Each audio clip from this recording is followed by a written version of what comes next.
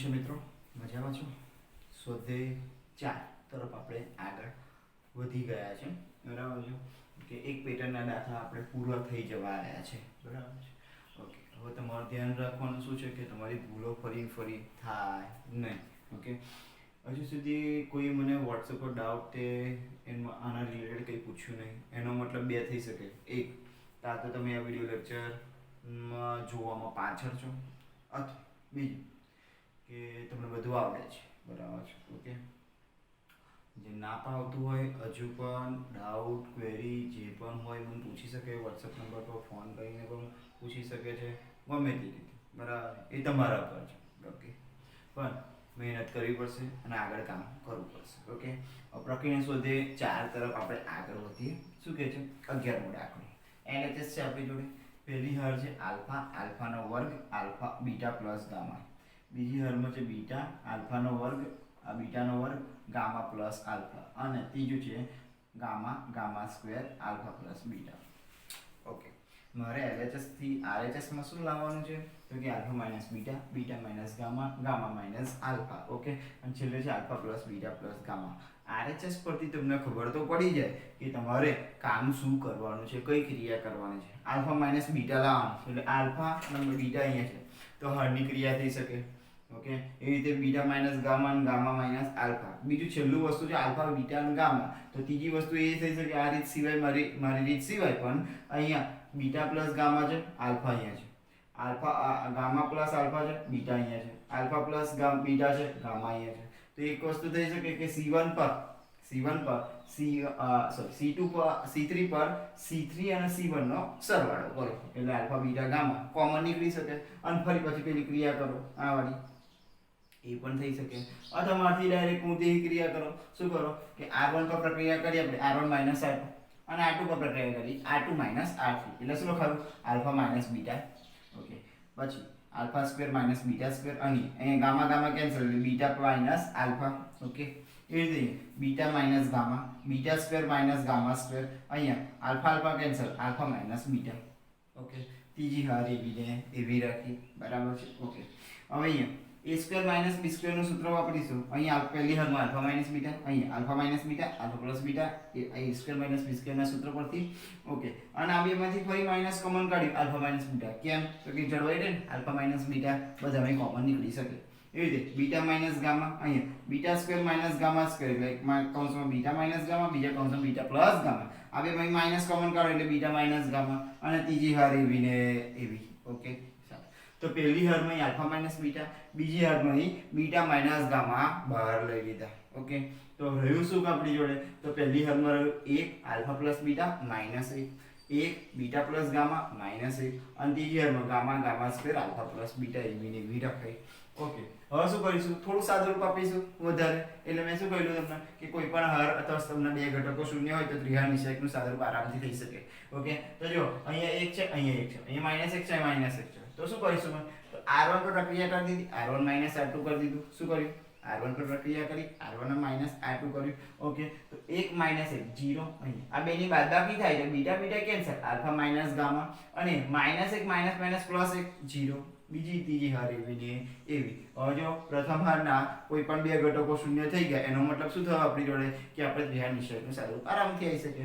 એટલે કે આ 0 અને પેલો 0 એટલે વચ્ચેવાળા ઘટકનો ઉપયોગ કરીશું, પણ એ આગળ આવશે માઇનસ એટલે માઇનસ ગુણ્યા આલ્ફા માઇનસ ગામા, અને હર અને સમાનતા દે તો આનો નાનો ગુણાકાર માઇનસ કઈ નાનો ગુણાકાર એટલે alpha plus beta minus gamma minus minus plus gamma થઈ ગયું. ઓકે, તો જો આ માઇનસ અહીંયા ગુણી દઈએ તો alpha minus beta, beta minus gamma, gamma minus alpha, અને alpha plus beta plus gamma. તમારું RHS સાબિત થઈ ગયું. બરાબર છે. ઓકે, તમારા એ રીતના દાખલા બહુ બધા ગણી આપણે, અને એમાંનો ફરી આવે એક દાખલો છે. ઓકે,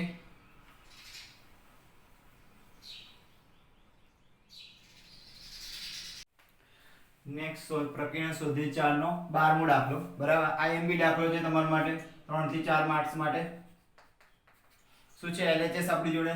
પહેલી હારમાં છે x નો વર્ગ 1 p x નો ઘન, બીજી હારમાં છે y નો વર્ગ 1 p y નો ઘન, અને z નો વર્ગ 1 p z નો ઘન. મારે RHS માં લાવવાનો છે 1 p x y z, x - y y - z અને z - x. ઓકે, આ તમને જાતે જ ગણવા આલવાનો હતો પણ અડધે સુધી ઓલમોસ્ટ દાખલો ગણીને જ આપું છું. છેલ્લા મેથેમેટિકલી 2-3 સ્ટેપ તમારે જાતે ગણવાના રહેશે. ઓકે, શું લાવવાનું છે? પહેલા x - y એટલે આઈડિયા તો આવી જાય કઈ પ્રક્રિયા કરીશું તો કે x અહીંયા છે, y અહીંયા છે એટલે r1 પર પ્રક્રિયા થશે r1 - r2 અને એવી રીતે r2 પર પ્રક્રિયા કરીશું r2 - r3. મેં તમને પહેલા કહ્યું એક સાથે બે પ્રક્રિયાઓ થઈ શકે, એક સાથે ત્રણ પ્રક્રિયાઓ ના થાય. બરાબર, એટલે એક સાથે બે પ્રક્રિયાઓ કરીશું કરી r1 - r2 r1 પર પ્રક્રિયા કરી અને r2 - r3 r2 પર પ્રક્રિયા કરી. એટલે શું લખાશે? x - y અહીંયા x નો વર્ગ માઈનસ y નો વર્ગ, અહીંયા 1 અને 1 કેન્સલ, px નો ઘન માઈનસ py નો ઘન. એ રીતે y માઈનસ z y નો વર્ગ માઈનસ z નો વર્ગ અને 1 1 કેન્સલ, py નો ઘન માઈનસ pz નો ઘન અને છેલ્લે z z નો વર્ગ 1 pz નો ઘન એવો ને એવો ત્રીજી હાલમાં રહેવા દઉં છું. આગળ જતા જોઈએ x - y અહીં a square minus b square ને રીતે આપણે સૂત્ર કરીશું x - y x + y અને એ p કોમન કરી લઈશું તો x નો ઘન માઈનસ y નો ઘન a cube minus b cube નું સૂત્ર એક કૌંસમાં a માઈનસ b બીજા કૌંસમાં a નો વર્ગ વત્તા ab વત્તા b નો વર્ગ. બરાબર છે, p કોમન કાઢ્યું x - y અહીં x નો વર્ગ વત્તા xy વત્તા y નો વર્ગ. સેમ ટુ સેમ બીજી હારમાં એવું કરવાનું y - z એવું ને અહીં y² - z z² છે એટલે y - z y + z અને અહીંયા p કોમન કાઢીએ તો y³ - z³ એક કૌંસમાં y - z બીજા કૌંસમાં y² + yz + y². Okay, sorry z². અને છેલ્લે z² અને pz નો ઘન. ઓકે, તો આ થઈ ગઈ ત્રીજી હાર એવી ને એવી રાખી. ઓકે, આગળ જતા સાદુરૂપ આપે તો પ્રથમ સ્તંભમાંથી પ્રથમ હારમાંથી x - y અને બીજી હારમાંથી y - z સરખા દેખાય છે કોમન બધા ઘટકોમાં એટલે એક કોમન લઈ લઈશું બહાર. એટલે x - y ને y - z કોમન લઈ લીધો બહાર તો અહીંયા પહેલી હારમાં રહેશે 1 x + y p કોમન એટલે x નો વર્ગ વત્તા xy વત્તા y નો વર્ગ. એ રીતે 1 y + z અહીંયા p * y નો વર્ગ વત્તા yz વત્તા z નો વર્ગ. ઓકે, અને અહીંયા z z² p 1 pz નો ઘન એવો ને એવો ત્રીજી હાર એવી ને એવી. ઓકે, આગળ ક્રિયા કરીએ તો એક જ ઘટક 0 થાય એવું કરીએ તો 1 છે ને અહીં 1 છે તો 1 - 1 0 લખાય. એનો મતલબ r1 પર પ્રક્રિયા કરી r1 - r2 કરી દીધું. ઓકે, 1 - 1 0 અહીંયા y કેન્સલ એટલે x - z. ઓકે, અહીંયા p કોમન જ રાખીશું અને આ બેને બાદબાકી કરીશું y² કેન્સલ એટલે x નો વર્ગ વત્તા xy માઈનસ yz z નો વર્ગ. y² ડાયરેક્ટ કટ કરી દીધા. ખબર પડે છે ને? ઓકે, હવે x - y y - z common હતા. ઓકે, એ 0 x - z અહીંયા મેં એક સ્ટેપ ડાયરેક્ટ કર્યું છે x નો વર્ગ માઈનસ z નો વર્ગ જોડી રાખું અને a² - b² ની રીતે કરું તો a - b a + b એટલે અહીંથી હું અહીંયા આવ્યો છું ને તો આ બેને જોડે રાખીને ડાયરેક્ટ છૂટા પાડી દીધા મેં a નો વર્ગ ઓછા b નો વર્ગ અને બીજા બે મેં આ બેને જોડે રાખ્યા y કોમન કાઢ્યો એટલે ડાયરેક્ટ સ્ટેપ કર્યું છે. બરાબર, ફરી x નો વર્ગ અને માઈનસ y નો વર્ગ y નો વર્ગ z નો વર્ગ જોડે રાખ્યો, x નો વર્ગ માઈનસ z નો વર્ગ જોડે રાખ્યો અને ડાયરેક્ટલી a નો વર્ગ ઓછા b નો વર્ગ a - b a + b એવી રીતે x - z x + z થી છૂટા કરી દીધા છે અને plus y common x - z લખી દીધા. બીજી અને ત્રીજી હાર એવી ને એવી રાખી તો જો x - z કોમન આવી ગયા, આમાંય છે કોમન બહાર લઈ લીધા એટલે શું રહેશે 0 1 z સોરી 0 1 અને p અહીંથી x - z બહાર તો x + z અહીંથી y એકલા રહે એટલે x + z + y. એ રીતે અહીંયા બીજી ત્રીજી હાર એવી ને એવી. બસ હવે તમારું કામ આવ્યું. શું કરવાનું છે તો ત્રિહાર નિશ્ચયકનું સાદુરૂપ આપો પહેલી હારની મદદથી. ઓકે, અને સાદુરૂપ આપીને ગણતરીઓ કરવાની છે એટલે બે સ્ટેપમાં દાખલાનો જવાબ આવી જશે. બે સ્ટેપ. ઓકે, એટલે બે સ્ટેપ તમારે કરવાનું. ત્રિહાર નિશ્ચયકનું સાદુરૂપ આપવાનું, ગણતરીઓ કરવાની અને છેલ્લે તમારે લાવવાનું શું એક વત્તા p * x * y * z આ વસ્તુ લાવવાનું. ઓકે, ત્રણ વસ્તુ તો આવી ગઈ અને બીજું માઈનસ એ લાવવાનું કેમ કે અહીંયા z - x જોઈએ છે. ઓકે, તો આ પર સ્વ પ્રયત્ન કરવાનું રહેશે. આઈએમપી દાખલો છે, જો કેલ્ક્યુલેશનમાં થોડી પણ ભૂલ પડી તો તમારો જવાબ નહીં જ આવે. બરાબર, ઓકે, એટલે આ ધ્યાન રાખવાનું રહેશે તમને. ઓકે,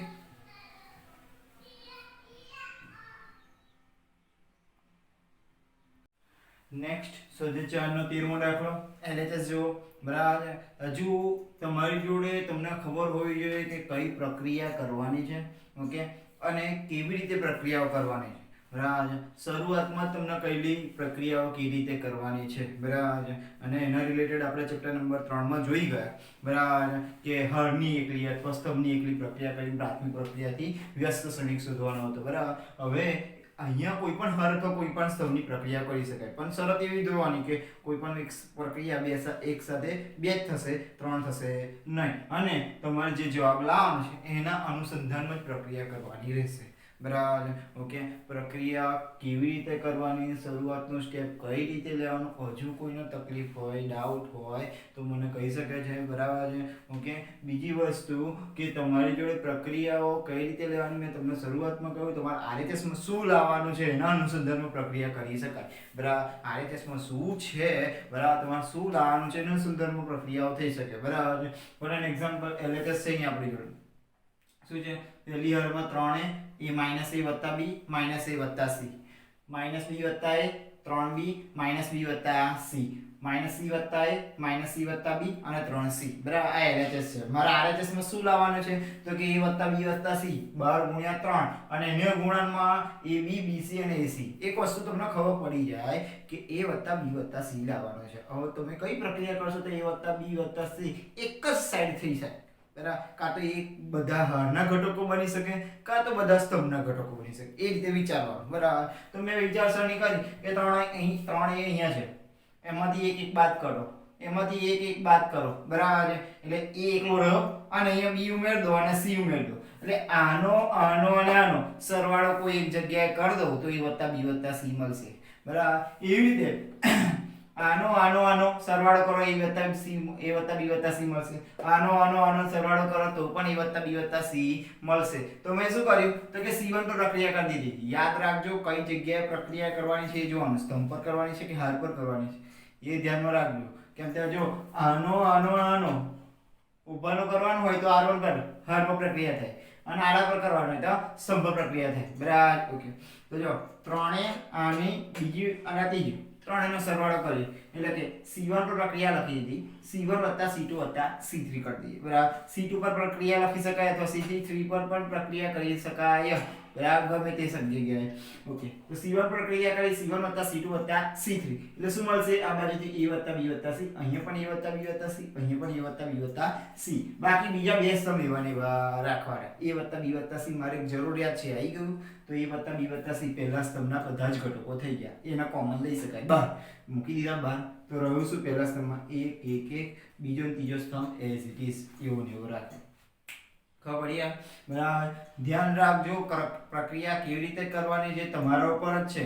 ઓકે, આ દાખલાઓની બહુ બધી રીતો બને છે, તમારા પર ડિપેન્ડ કરે છે કઈ સરળ રીત તમારા માટે છે, કઈ પ્રક્રિયા કરશો, હળની કરશો, સ્તંભની કરશો. અને શરત એવી નહીં કે તમારે આ મેં લખી એ જ પ્રમાણે પ્રક્રિયા કરવાની. તમને બીજી રીત યાદ આવતી હોય, કોઈ બીજી હિન્ટ યાદ આવતી હોય એટલે બીજી હળની પ્રક્રિયા કરતી સરળ બનાવતા હોય તોય બરાબર છે, સારું કહેવાય, બરાબર છે.